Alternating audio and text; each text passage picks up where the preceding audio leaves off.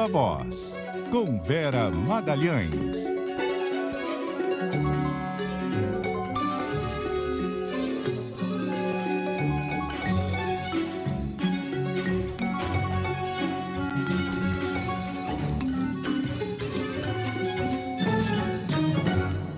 Olá, boa noite. São 6h04. O Viva Voz está no ar, trazendo análise, bastidores das principais informações das notícias da política e da economia do Brasil e do mundo. Boa noite para você, Carol Moura. Oi, Vera, boa noite para você, de novo para os ouvintes. E a gente vai começar falando de emendas, né? Porque o ministro Flávio Dino segue pressionando por mais transparência e o Congresso tentando mecanismos para salvar, entre aspas, as verbas do orçamento secreto. Exatamente, parecia que tudo caminhava para um acordo, para a liberação das emendas, a confecção ali de algum tipo de projeto que fizesse com que o ministro Flávio Dino liberasse o pagamento, mas não só ele quer uma nova auditoria, como o Congresso está tentando burlar o que já se chegou de consenso até aqui. Então parece que houve um recuo dos dois lados nessa tentativa de um acordo. Quem traz as informações para a gente direto de Brasília é a Samantha Klein. Boa noite, Samantha. Boa noite, Vera e Carol. Olha, hoje mais cedo, o ministro do Supremo, Flávio Dino, determinou que a Controladoria Geral da União faça uma auditoria de emendas parlamentares que foram liberadas, mas sem a apresentação de um plano de trabalho para o uso desses valores, ou seja, sem a devida transparência. Essa decisão dele atinge 644 emendas parlamentares que somam quase 470 milhões de reais. E com isso, ele também determina que a CGU apresente esse detalhamento no prazo de até 60 dias. O órgão informou agora à tarde que a auditoria será planejada ainda nesta semana pela área técnica e pela consultoria jurídica. Até o momento, inclusive, a CGU fez todas as entregas que o Supremo Tribunal Federal pediu.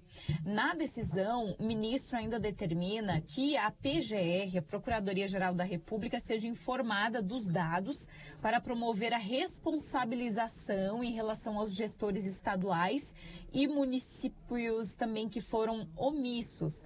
Um documento ainda do Tribunal de Contas da União e que foi citado pelo ministro Flávio Dino afirma que, dentre as emendas pagas nos últimos 6 anos, somente 19% permitem o rastreio, do percurso desses recursos, desde o autor da emenda até o beneficiário final, com o uso de extratos bancários.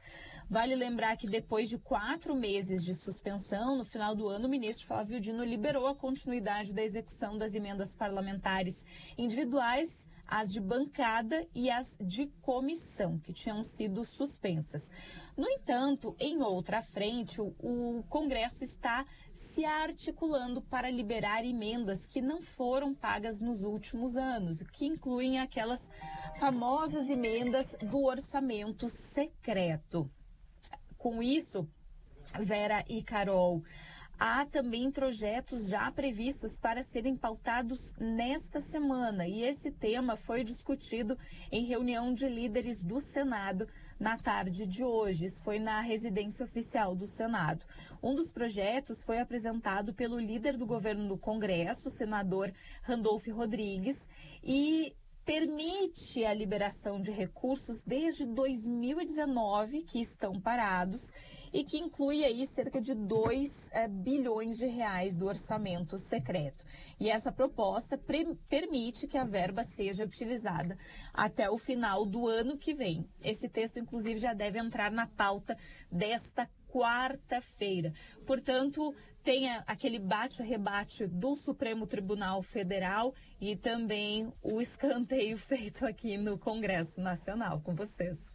Obrigada, Samantha, pelas suas informações. Nada indica, Carol, que essa queda de braço vá ter um fim, porque os deputados e senadores parecem sempre dispostos a encontrar um meio de driblar o que o Supremo Tribunal Federal determinou. E o ministro está mostrando que ele está fazendo um pente fino, que ele não vai engolir qualquer desculpa, que ele não vai engolir qualquer explicação meia boca para o que está sendo feito com essas emendas.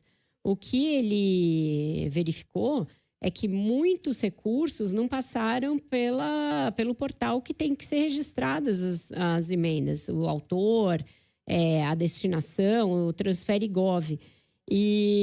Ou seja, 644 emendas que não tiveram seus planos de trabalho registrados, como determina a decisão anterior do próprio Supremo Tribunal. E veja, não é uma decisão do ministro Flávio Dino, uma decisão chancelada por toda a corte, referendada pela corte, com a qual depois os deputados concordaram a ponto de votar um projeto, deputados e senadores, um projeto de lei que o governo sancionou, mas que depois o ministro considerou que já era insuficiente. Isso se fosse cumprido na sua integralidade. Imagina sendo burlado dessa maneira. E não satisfeitos com isso, deputados e senadores articulam esses projetos para pegar tudo aquilo que foi anulado, porque não tinha transparência, e reeditar e botar para jogo.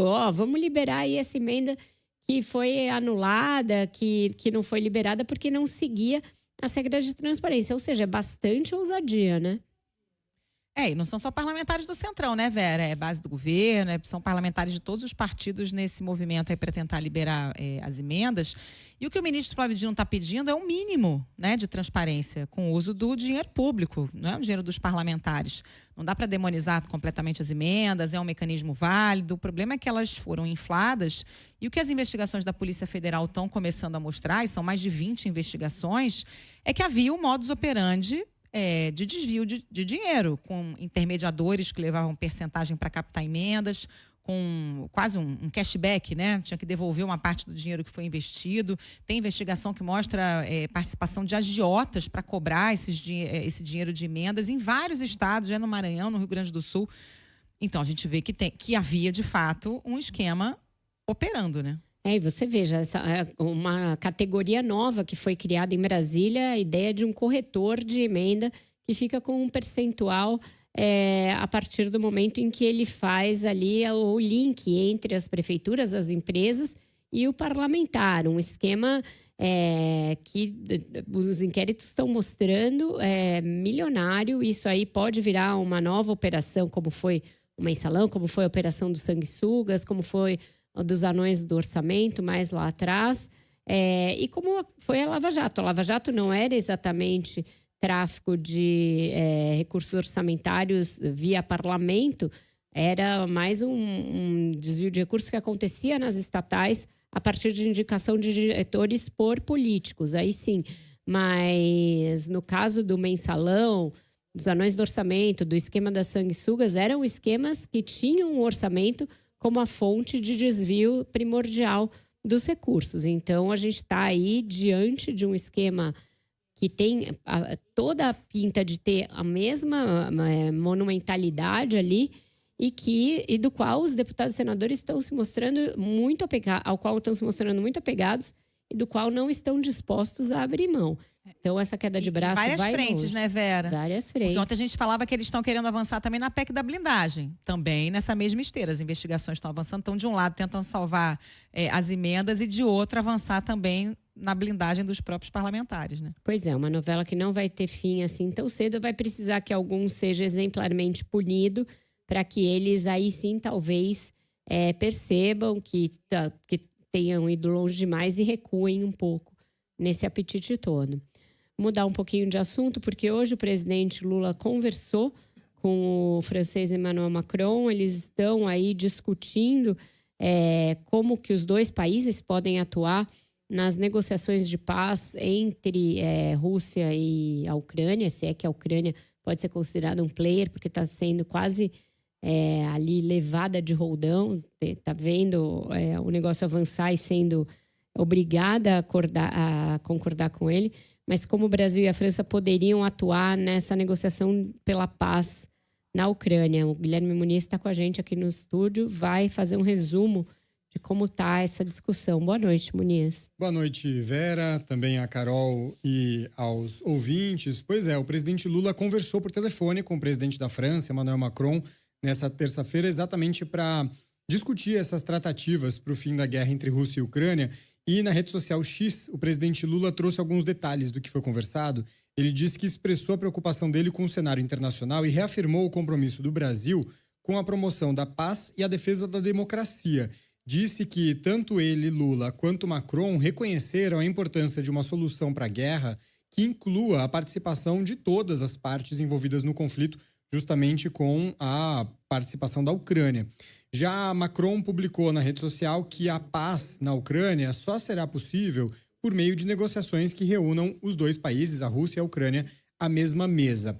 Essa conversa entre os dois presidentes aconteceu no mesmo dia em que Estados Unidos e Rússia anunciaram a formação de equipes para negociar o fim do conflito, mas sem consultar o presidente ucraniano Volodymyr Zelensky. O Zelensky, por sua vez, criticou as negociações feitas sem a participação de Kiev e de outros países europeus e disse que os países do continente deveriam ser incluídos nessas tratativas pelo fim da guerra. O presidente dos Estados Unidos, Donald Trump, vem afirmando que vai cortar a ajuda bélica na ofensiva ucraniana contra os russos se não tiver um desfecho de paz em breve. Nessa quarta-feira, inclusive, está prevista uma nova rodada de conversas na França, e aí são conversas em oposição a essas reuniões de Estados Unidos e Rússia. Vão participar dessa reunião Canadá e também países europeus que ficam perto da região do conflito, como Noruega, Lituânia, Estônia, Letônia, Grécia e Finlândia. Macron e Lula também nessa mesma conversa, Vera, falaram sobre os preparativos para a COP30, a Conferência das Nações Unidas sobre Mudanças Climáticas que acontece em Belém, no Pará, no final desse ano. Lula destacou a importância do apoio de Macron ao evento e também a ampliação do financiamento climático para os países em desenvolvimento, uma discussão que entra no contexto dos 10 anos do Acordo de Paris. E para finalizar, Lula também anunciou uma visita de Estado à França nos dias 6 e 7 de junho, além da participação dele na Conferência das Nações Unidas sobre Oceanos nos dias 8 e 9 de junho. Vera. Obrigada, Muniz, pelas suas informações. Parece um terreno pantanoso aí esse para o Brasil adentrar, mas vamos perguntar para quem entende do assunto. Eduardo Graça, repórter especial do Globo, já está com a gente na linha para falar a respeito do avanço aí dessas tratativas. Edu, boa noite para você. O Brasil vai ter um papel preponderante nessa tentativa por uma paz na Ucrânia e isso é bom? Oi, Vera. Oi, Carol. Boa noite para todo mundo que está escutando. Pode ser que sim, né, Vera? Por enquanto, a fonte que a gente tem é alguém do governo americano que deu essa informação para The Economist. Ainda tudo é está muito no começo, né, para a gente cravar o que vai acontecer. O que a gente viu foi um teatro muito grande, importantíssimo, hoje, com um palco relevante, importante, né, o reencontro dos Estados Unidos com a Rússia depois de 3 anos e meio sem qualquer tipo de contato direto, que se deu na Arábia Saudita, sem a presença de qualquer país europeu, sem a presença da Ucrânia, para se discutir um dos principais conflitos do planeta nesse momento. Foi uma declaração muito forte do que os novos Estados Unidos pretendem fazer no planeta. E faz sentido, de uma certa maneira, especialmente depois da negativa clara da Rússia de que não pretende aceitar forças de paz na Ucrânia que tenham presença ou que sejam comandadas pelos europeus, como o primeiro-ministro britânico na reunião paralela dos países europeus sobre o tema advogou, faz sentido que países importantes e que não estejam envolvidos diretamente no conflito, como o Brasil e a China, e que já manifestaram interesse em ter algum tipo de papel nessa linha, sejam chamados para assumirem esse papel. Mas ainda é muito cedo para a gente cravar que o Brasil poderia ter esse papel. Eu acho que para o governo brasileiro seria uma oportunidade ótima, né? Ainda mais nesse momento. O Edu, o fato dos Estados Unidos estarem negociando diretamente com a Rússia, excluindo a Ucrânia, excluindo a União Europeia, a imprensa americana também dando conta de que vão tratar de outros assuntos além da guerra na Ucrânia, né? Isso quer dizer que os americanos têm um lado e pode marcar, de fato, uma aproximação entre os dois governos? Esse é o grande receio hoje dos europeus, né? E é interessante isso que você enfatizou, Carol, de que, inclusive, foi a justificativa depois do secretário de Estado americano Marco Rubio de que a conversa na Arábia Saudita não era uma conversa apenas, né? O tema principal, claro, é o fim da guerra, depois que a Rússia invadiu a Ucrânia, mas que as conversas iriam além da questão do estabelecimento do cessar-fogo e o fim dos conflitos ali na Ucrânia, que se tratariam de negócios. Isso é muito importante, né? De novo, é muito importante o local onde esse encontro se deu, na Arábia Saudita, né, que é uma autocracia e onde o que se fala ali é business. É exatamente essa é a diretriz da diplomacia americana nesse momento. Se falou, inclusive, segundo algumas fontes, em parcerias Estados Unidos, Rússia, em iniciativas na região do Ártico.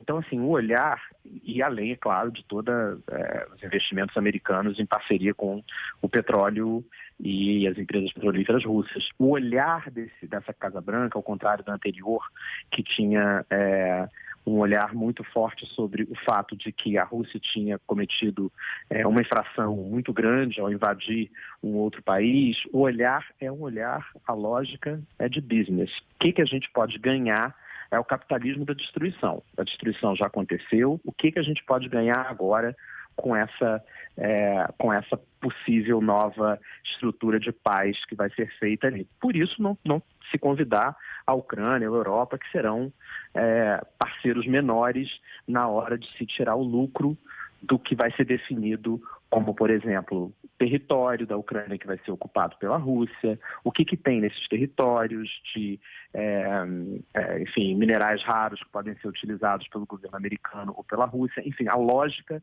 é uma lógica muito diferente da anterior. Para o Brasil, não fica um impasse entre... o Brasil já vinha numa situação delicada, né, em relação a esse confronto, porque vinha cobrando da Ucrânia aceitar condições ali para um cessar-fogo que o Zelensky dizia que eram impossíveis, uma vez que eles foram invadidos e que eles estavam defendendo a sua integridade territorial. Se o Brasil aceitar fazer parte, por exemplo, de uma missão de paz ali, intermediar essa negociação, de novo ele não vai estar dando sinais de estar se aproximando do Putin de uma maneira meio precipitada, meio unilateral, e que isso não pode ter efeitos na nossa relação, por exemplo, com os países da OTAN, com a União Europeia, com esse agravante de que agora os Estados Unidos entram de um outro jeito do que vinham entrando, né, Edu? Exato, é um risco, e nesse caso você tem aproximação não só com o Putin, mas com o Trump. Então, pode ser uma porta de entrada estratégica para a diplomacia brasileira e para o governo brasileiro de uma ponte com Washington, que nesse momento, Vera, ela não existe. Não tem. Então, por um lado, para o Brasil pode ter esse plus a mais aí de você utilizar. O Brasil, claro, entra com expertise, o Brasil participou sabemos todos, de várias missões de paz, então seria, de qualquer maneira, um candidato natural a essa posição. Agora, tem que ser vai depender de como é que essa força de paz vai ser estabelecida e por quem. Né? Se é algo decidido entre Estados Unidos e Rússia, é uma coisa. Se é algo que vai se passar pela ONU, pela OTAN, porque a OTAN agora fica complicado a gente dizer o que é a OTAN, né? Porque os Estados Unidos, por exemplo, antes dessa conversa em Riad, você teve as declarações muito fortes do lado americano de que nessas conversas não estariam, de maneira nenhuma, entraria na conversa a Ucrânia como podendo fazer parte da OTAN, ou que a Ucrânia sairia dessas discussões com o seu território original preservado. Então, já foram dadas duas vantagens muito grandes para quem não participa da OTAN, para quem é a razão de ser da OTAN existir, que é a Rússia, né? Eu ia te perguntar justamente sobre isso, Edu. A gente tem mais um minutinho só sobre essas relações de Estados Unidos e Europa, porque depois que o vice-presidente americano, J.D. Vance, praticamente disse que era preciso normalizar o partido de extrema-direita na Alemanha, né? E tem tido muitas declarações nesse sentido, do Elon Musk, enfim, aquele gesto nazista na posse do Trump. Como é que ficam essas relações? Aí o Macron faz uma reunião de emergência, porque a União Europeia foi praticamente alijada de todo esse debate. Dá para dizer que são aliados ainda, históricos, União Europeia e Estados Unidos, ou a coisa está estremecida? É um momento histórico único, é muito complicado, estão estremecidos. Acho que novos atores começam a se destacar. Você tem, no domingo agora, a gente vai ter um capítulo muito importante para entender até que ponto essa relação aumenta, diminui, se aproxima, se reinventa, que são as eleições na Alemanha, onde o partido que você mencionou agora, o AfD, que é um partido, na prática, é um partido não só de extrema-direita, mas praticamente um partido neonazista, né? Tem grandes ligações ali com o neonazismo, e que teve o apoio declarado. Assim, não só o J.D. Vance foi à conferência de segurança mais importante do planeta na Alemanha e falou o que falou, como ele deu uma demonstração simbólica do que esse governo prioriza ao se reunir com a líder e candidata, portanto, a chanceler alemã da AfD, e não se reunir com o Scholz, que é o atual chanceler e líder do Partido Social Democrata que está no poder. Vai ter um pouco dessa resposta nesse domingo agora nas eleições alemãs. Edu, muito obrigada por mais uma vez analisar para a gente esse xadrez tão complexo e vai ficando cada vez mais complexo da geopolítica global nesse mundo pós-Trump. A gente volta a acionar você e sempre que as coisas complicarem, elas vão complicar. Obrigada. Vão sim. Obrigado a vocês, gente. Um beijo para todos. Até logo. Beijo, Edu. Carol, vamos fazer um rápido intervalo. A gente volta já, depois do Repórter CBN. CBN Ponto de Vista, com Renata Agostini.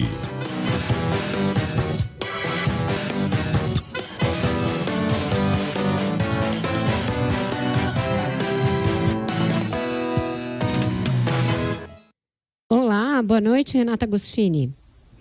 Boa noite, Vera, Carol, boa noite aos ouvintes. Renata, hoje no seu blog no Globo você publicou uma análise, uma reportagem ali, uma matéria cheia de bastidores de como o perfil centralizador que o presidente Lula vem adquirindo aos poucos nesse terceiro mandato tem atrasado, tem travado algumas decisões que seriam inclusive importantes para ele fazer a guinada que ele precisa fazer para melhorar a avaliação do seu próprio governo. Como é que isso está repercutindo internamente do governo? Em que situações que a gente já vê esse perfil centralizador atuando? Pois é, a gente está, todo mundo aqui na expectativa da movimentação da Procuradoria-Geral da República, no chamado inquérito do golpe, que pode trazer ali uma série de más notícias para o ex-presidente Jair Bolsonaro e para os bolsonaristas, mas enquanto isso a gente vê o governo lambendo as feridas da queda da aprovação do governo, né, de Lula, que a gente viu nas últimas pesquisas, e com uma dificuldade muito grande de reação. Eu fui a campo conversar com diversos ministros do governo e auxiliares do presidente Lula para entender por que essa sensação de muitos aliados de que o governo está patinando e o governo não está andando. Emergiu dessas conversas um retrato de um Lula muito diferente do que ele foi nos mandatos anteriores. Então, Lula 3 teria uma postura não só frente a adversidades, mas frente às demandas do cargo distinta da que ele costumava ter. Isso está levando a uma lentidão na tomada de decisão do governo em diversas frentes. O caso, eu diria, talvez mais eloquente e mais recente também, é da reforma ministerial, que a gente já vem há muitos meses falando sobre ela, sem que Lula sente de fato para conversar com os partidos aliados, com esses caciques do Centrão, ou até para abrir o jogo com o seu núcleo mais próximo. É muito comum a gente rodar aqui em Brasília e chegar à conclusão que os ministros, na verdade, estão fazendo conta, não estão nos relatando o que exatamente Lula falou que quer fazer ou que ele está analisando, mas tentando leituras de indicações e gestos dados pelo presidente da República, ou ainda tentando chegar ali num desenho que possa ser palatável a ele, quase tentando ajudar nessa tomada de decisão. Agora, veja, esse perfil centralizador que eu narro nessa matéria e que Vera comentou, ele não é algo que não fazia parte do estilo de Lula.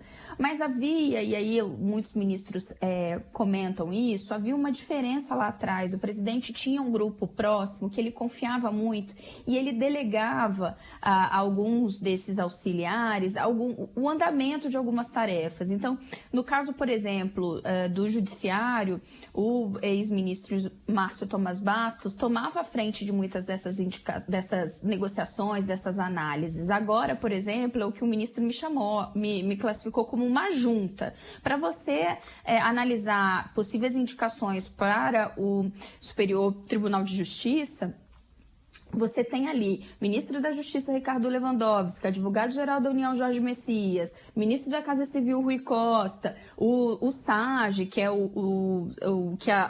cuida ali dentro da Casa Civil dos assuntos jurídicos, que é o Marcos Rogério, todo mundo debatendo esses possíveis nomes, o que de largada já torna todo esse processo mais moroso. As indicações para o STJ, por exemplo, estão desde outubro na mesa do presidente. Tudo isso junto com um estilo que um ministro próximo a Lula me classificou como um estilo mais cauteloso dele nesse mandato, estão fazendo com que as coisas se arrastem muito.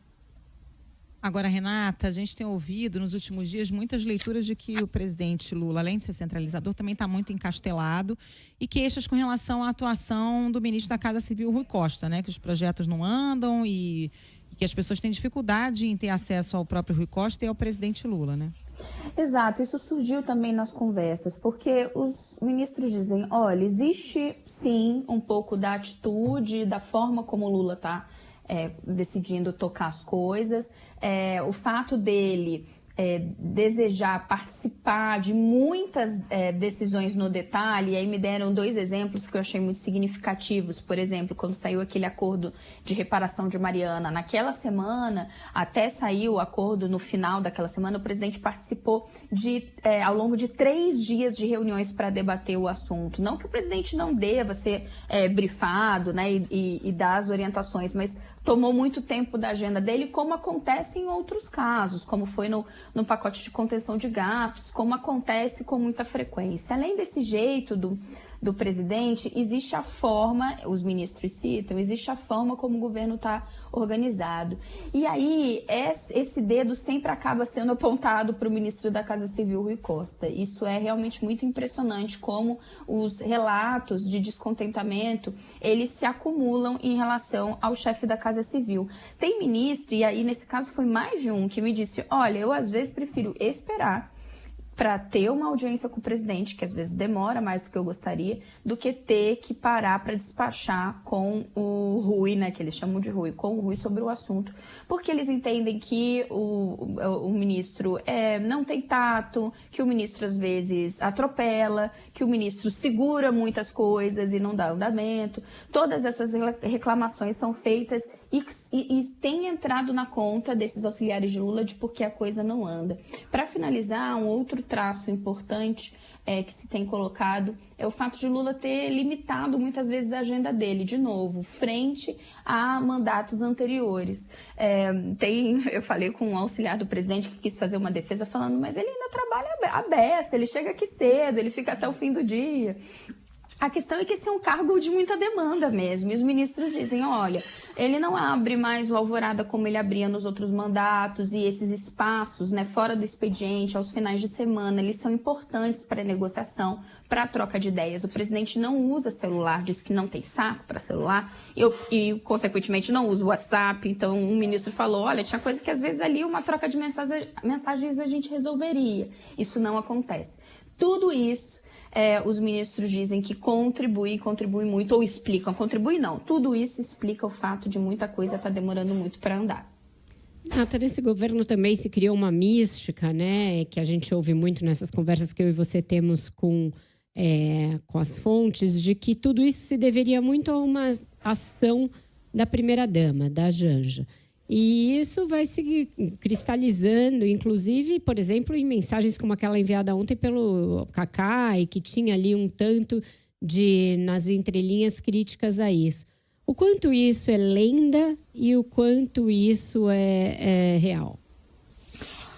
Sim, os relatos de que parte desse comportamento de Lula, ou de que todo o comportamento de Lula se deve a pedidos da primeira-dama, Rosângela da Silva, eles são muito recorrentes. Agora, se é o pedido da Janja ou não, a gente não consegue saber, porque eles teriam de nos relatar. Mas o que me parece mais importante é que, independentemente de alguém, se há um desejo da primeira-dama de blindar Lula, se há um desejo da primeira-dama de resguardar esses horários fora do expediente para que fiquem apenas eles, para mim é indiferente. A decisão final de acatar isso é do presidente. Ele faz uma opção de mudar a forma de se relacionar com a sua equipe e de, portanto, tomar decisões e gerir o país. Isso pode ser melhor ou pior? Depende. Para os aliados de Lula, isso está implicando ao governo um custo de lentidão, e um custo de lentidão no momento em que o governo tem que remar para recuperar a confiança de parte da população e do eleitorado do Lula. Exatamente, você tocou num ponto muito chave, resumiu muito bem, né? Não dá para também ficar atribuindo tudo isso a quem não tem mandato, quem não foi eleito pelos eleitores, portanto a responsabilidade é do presidente. Concordo inteiramente com você. Obrigada por hoje, minha amiga. Eu que agradeço, meninas. Um beijão, um beijo aos ouvintes. Beijo, Renata. E como a Renata adiantou, a gente está na expectativa, todo mundo dando F5 aqui, olhando o WhatsApp, esperando as chamados de Brasília, porque está na iminência de sair, segundo todo mundo, a denúncia do Procurador-Geral da República, Paulo Gonet. Então, se isso acontecer ainda no Viva Voz, ou se acontecer ainda no ponto final, a gente vai parar tudo e vai transmitir para vocês os detalhes dessa peça, ou mais de uma peça, porque ele pode ainda dividir a denúncia em várias outras, porque são temas diversos que envolvem o ex-presidente da República. Mas agora a gente vai a Brasília para tratar de um outro assunto relacionado ainda a essa questão energética que está tão em pauta, e também a questão internacional, porque o Brasil está acenando com aquela possibilidade que já vem sendo discutida desde o ano passado, de aderir, e decidiu agora aderir ao fórum da OPEP+. Quem traz as informações para a gente é a Ana Carolina Tomé. Boa noite, Ana. Boa noite, Vera. Boa noite aos ouvintes. O Conselho Nacional de Política Energética autorizou hoje a adesão do Brasil ao Fórum da OPEP+, que é um grupo de aliados da OPEP, organização que reúne os principais produtores de petróleo do mundo. Segundo o Ministério de Minas e Energia, o Brasil será o primeiro país a aderir à Carta de Cooperação, um fórum de discussão e cooperação do cartel. A decisão, tomada com o apoio do ministro Alexandre Silveira, é questionada e criticada por ambientalistas, que enxergam uma contradição do Brasil ao aceitar entrar no fórum no mesmo ano em que vai sediar a COP30, a Conferência da ONU para debater mudanças climáticas. Os combustíveis fósseis, principal produto da OPEP, são um dos principais vilões aí do aquecimento global. O ministro de Minas e Energia, Alexandre Silveira, disse, no entanto, que a adesão não gera obrigação vinculante ao Brasil. Ainda segundo Silveira, o país passa a ter acesso ao fórum de discussões do grupo, e o Brasil não pode se envergonhar de ser produtor de petróleo. Nós temos que nos envergonhar, todos sabem a posição de ser produtor de petróleo, Claro que não. O Brasil precisa crescer, se desenvolver, gerar renda, gerar emprego, tributos adequados para poder aplicar em educação, aplicar em segurança, aplicar em saúde. E o petróleo ainda é uma fonte energética global. Então, os ambientalistas, que têm todo o meu respeito, eu também sou um ambientalista, eu também defendo a preservação do meio ambiente. Eu trabalho vigorosamente para avançar na transição energética. Talvez eu me considere até mais ambientalista que eles. A medida, no entanto, é vista como um contrassenso do Brasil, até porque no ano em que o Brasil vai receber o Fórum da ONU para debater as mudanças climáticas em Belém, no Pará. Para Camila Jardim, especialista em política internacional, a decisão coloca em risco o papel do Brasil como liderança no debate da transição energética. O Brasil está enviando o sinal errado para o resto do mundo e isso prejudica a todos. Em ano de COP30, no Brasil, no marco dos 10 anos do Acordo de Paris, em meio a mais uma onda brutal de calor e recordes sucessivos nas altas de temperatura no último ano, o Brasil vai na contramão ao buscar integrar um grupo que funciona como um cartel do petróleo, trabalhando para sustentar preços lucrativos por meio do controle da oferta. Isso coloca o papel de liderança climática do Brasil em risco, e no mundo atual essa é uma liderança que precisamos muito. O Conselho Nacional de Política Energética decidiu ainda manter em 14% a mistura do biodiesel no diesel, sendo que esse percentual deveria subir para 15% em março para deixar o combustível menos poluente. Alexandre Silveira, no entanto, disse que a decisão foi tomada diante da preocupação do governo com a inflação na comida. Um eventual reajuste no combustível poderia causar impacto na compra de alimentos. Alexandre Silveira voltou ainda a pressionar o IBAMA por uma resposta sobre os estudos para a exploração de petróleo na margem equatorial. Segundo o ministro, é uma insanidade e uma questão ideológica não permitir ao menos estudos na região. Vera. Obrigada, Ana, pelas suas informações. O ministro cada vez mais solto, né, Carol? Está se achando, inclusive se achando mais ambientalista que os ambientalistas. O que eu também posso me achar melhor de física que os físicos, enfim, né? A gente se achar e se considerar alguma coisa sempre do discernimento de cada um, né? Essa foi boa. Mas ele está solto porque ele está respaldado, né, Vera? Se antes a gente tinha alguma dúvida sobre qual era o lado do presidente Lula nesse debate, né? Se falava, o presidente Lula vai arbitrar e tal, ele agora já deixou muito claro qual é a posição dele, né? Inclusive fez cobranças muito fora do tom ao IBAMA. Então, o ministro está respaldado de que o presidente também tem um lado nessa discussão. Vai entrar na OPEP+, não gera nenhum tipo de obrigação, mas é simbólico, né, que o Brasil faça parte do cartel dos países que produzem combustível fóssil. E esse papo de que vamos pesquisar para saber o que tem lá, também é conversa para boi dormir, né? O famoso na volta a gente compra. Vai pesquisar para quê? Para explorar, é óbvio, né? É óbvio. É isso mesmo. A gente vai para mais um rápido intervalo. Estamos aqui um olho no Gonei e outro no microfone da CBN. A gente volta já já. Não sai daí. E nós estamos de volta com o Viva Voz. Enquanto a denúncia do Procurador-Geral da República, Paulo Gonet, não sai, o ex-presidente Jair Bolsonaro vai fazendo suas articulações para a anistia dos condenados do 8 de janeiro e para outras tentativas aí de blindagem a si e aos seus aliados. Ele está, inclusive, bastante confiante quanto ao sucesso dessa empreitada. Quem informa para a gente dessa movimentação é, de novo, a Samantha Klein, já está conosco na linha. Boa noite, Samantha. Oi, Vera, boa noite novamente. Carol também. Olha, o ex-presidente Jair Bolsonaro afirmou hoje que está tranquilo diante da possibilidade de ser denunciado pela Procuradoria-Geral da República no inquérito da tentativa de golpe de Estado. Lembrando que ele e outras 39 pessoas da cúpula militar e também do então alto escalão do governo foram indiciados pela Polícia Federal por uma suposta trama golpista. Bolsonaro foi hoje no Senado para um almoço com senadores da oposição e nessa pauta estavam as articulações de estratégias, no caso dessa denúncia que deve chegar e que pode chegar ainda hoje. Ainda que irritado, ele disse que tem zero preocupação com essa denúncia. Olha pra minha cara, o que tu acha? Eu não tenho nenhuma preocupação com as acusações, zero. Espero que agora possa ter acesso aos autos. Você já viu a minúcia de golpe, por acaso? Você já viu a minúcia de golpe? Não viu. Também não vi. Você já viu a delação do Cid? Você não viu? Também não vi. Estou aguardando. Logo depois desse almoço, ele fez uma coletiva com os jornalistas que estavam ali fazendo a portaria no bloco Vanguarda, que é justamente da oposição mais bolsonarista no Senado. Inclusive, Rogério Marinho, que era o líder da oposição no Senado junto, falou. Marcos Rogério, que é um novo líder da oposição no Senado.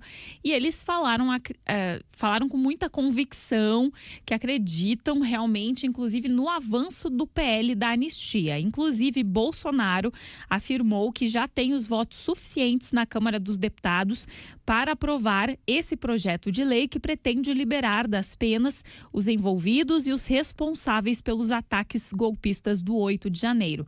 Lembrando que essa matéria está na CCJ da Câmara dos Deputados. Nesse encontro, Bolsonaro também discutiu com senadores a mudança na lei da ficha limpa, que caso avance na Câmara e no Senado ainda neste ano, pode beneficiá-lo com a eventual redução de 8 para 2 anos do período de inelegibilidade. Claro, também se falou de questões aí de atacar o governo, de viagens ao Nordeste para tentar capturar um público que tradicionalmente vota no Partido dos Trabalhadores. E segundo informação agora que nós estamos apurando, está então circulando inclusive essa possibilidade da denúncia da PGR ser feita ainda hoje. Segundo o Globo, a acusação foi finalizada e será apresentada ainda hoje pelo Procurador-Geral da República ao Supremo Tribunal Federal e, claro, ao relator do inquérito, Alexandre de Moraes. O que se espera é que essa denúncia venha de forma fatiada, ou seja, deve incluir os principais mentores dessa trama golpista num primeiro momento. Até porque vale lembrar que a denúncia da Polícia Federal tem quase 900 páginas e inclui aí 40 pessoas. Com vocês.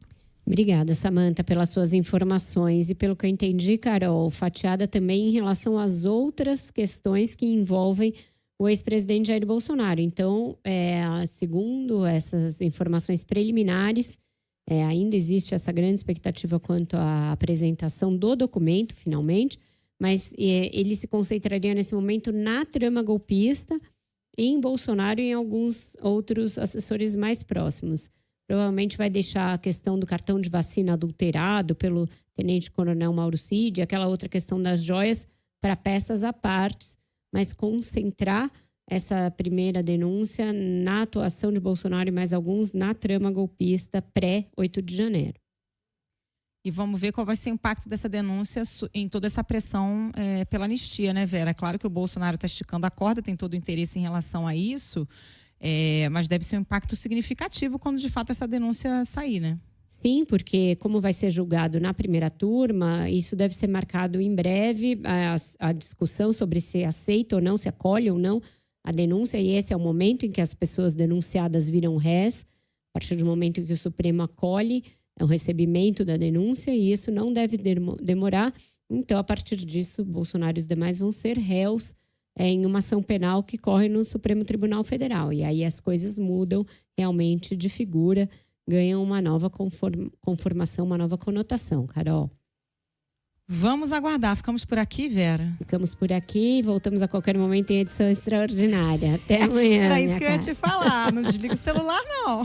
Não vou desligar, não tem como. Ainda tem que escrever coluna. O Globo já está no meu encalço. Podem me chamar qualquer coisa.